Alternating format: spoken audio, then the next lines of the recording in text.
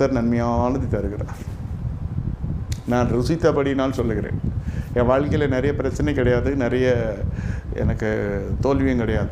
சாட்சி சொல்கிறேன். ஏன்னா நான் எதையும் எதிர்பார்க்கவும் இல்லை, இதெல்லாம் வரும்னு நினச்சும் பார்த்ததில்லை. வர்றதை ஒண்டி தக்க வச்சுக்கிறேன்.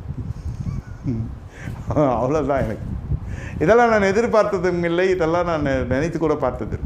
இதுதான் எதிர்பாராத அதிசயம் தான். ஒவ்வொரு நாளும் எதிர்பாராத அதிசயம்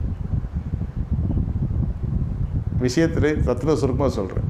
ஆனால் ஒன்று தெரியும், தேவனத்தில் அன்பு கொள்ளுக்கு சகல நன்மைக்கு எதுவும் நடைபெறுகிறது. அவர் அறியாமல் எதுவும் நடக்காது. இதுவும் உண்மை.